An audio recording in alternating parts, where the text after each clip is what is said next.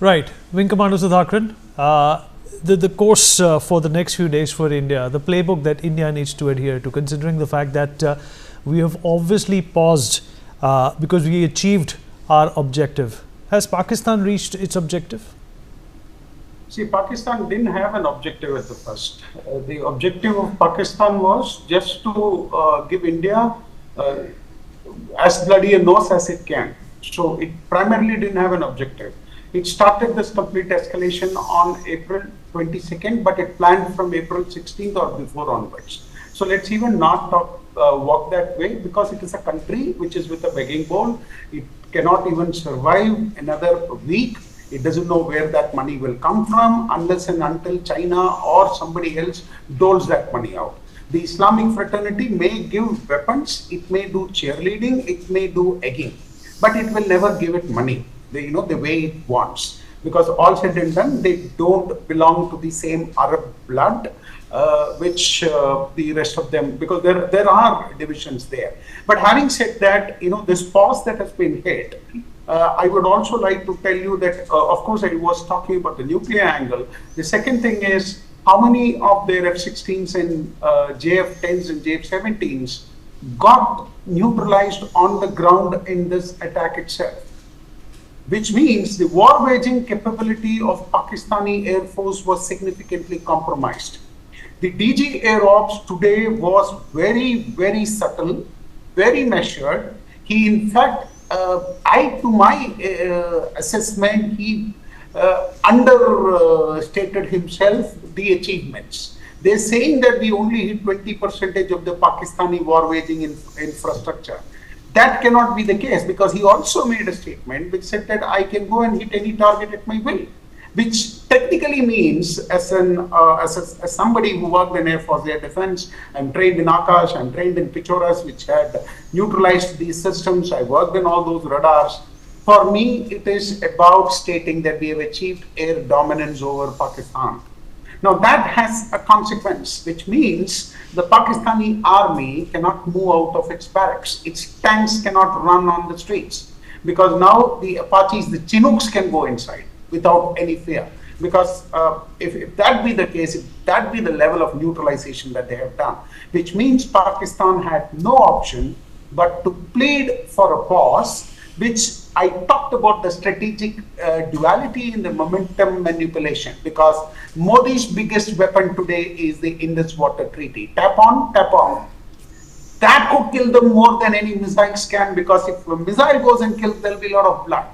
But here they will go thirsty by the minute.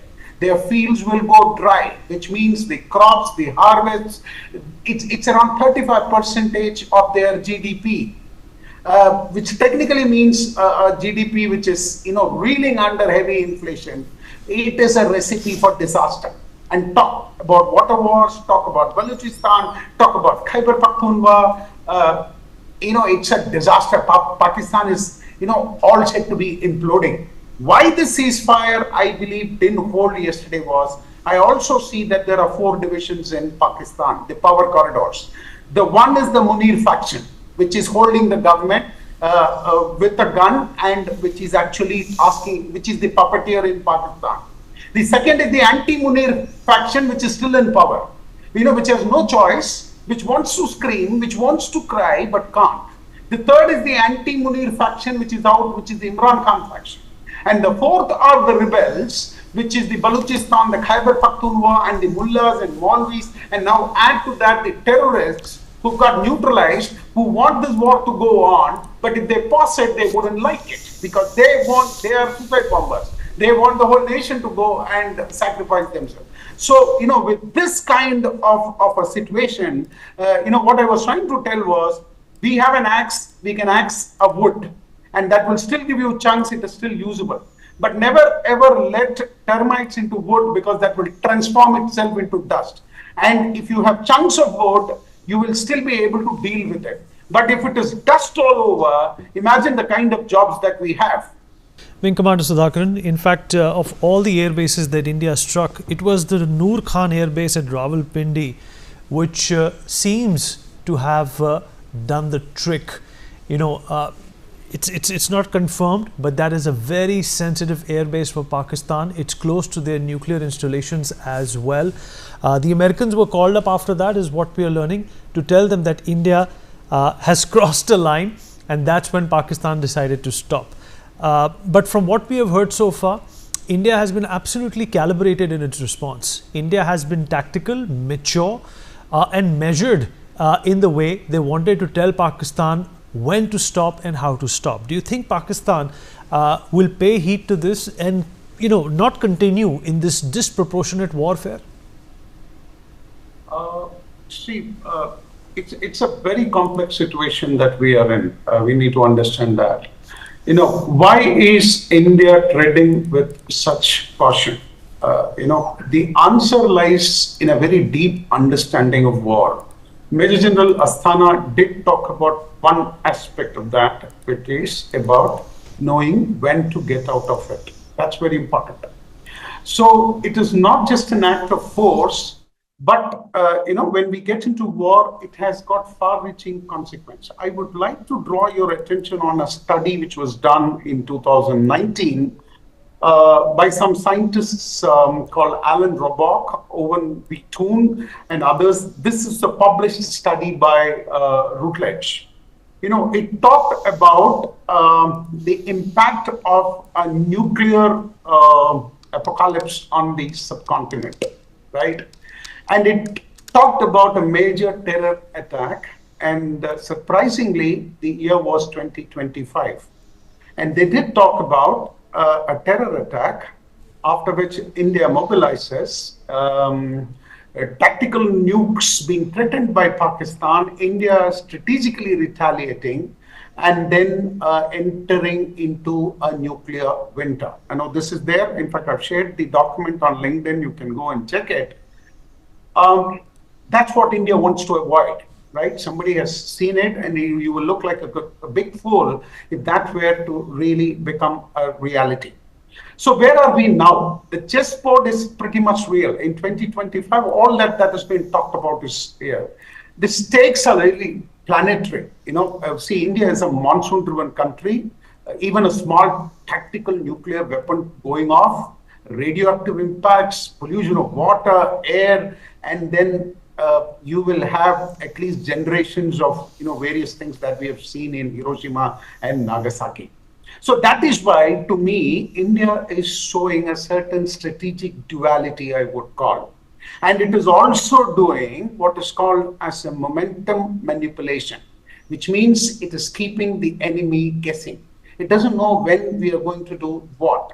But at the same time, we are talking the right language, we are walking the right step, and everybody thinks that India is again showing that strategic hesitancy which it was often accused of.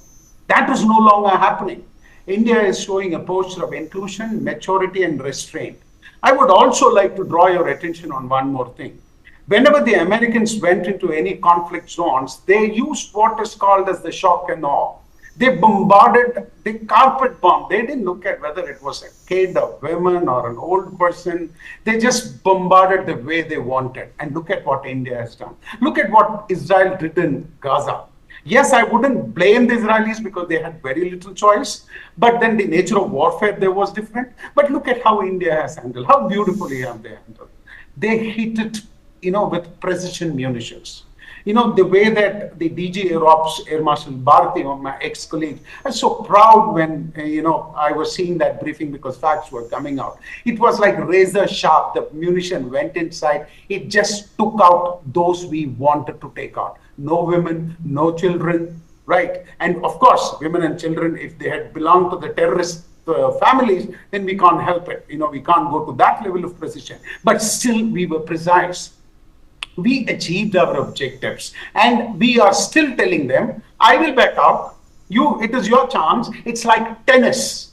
You hit the ball, I will hit it double strong. I will hit it where it hurts you the most. Now, having said this, the real questions that we need to ask is, there were 4 earthquakes. Earthquakes on 22nd, Richter scale, it was monitored at 4. On April 30th, there was an earthquake which was around 4.2. On May 5th, it was around 4.4 or something. And May 10th, again, there was a seismic activity in Pakistan.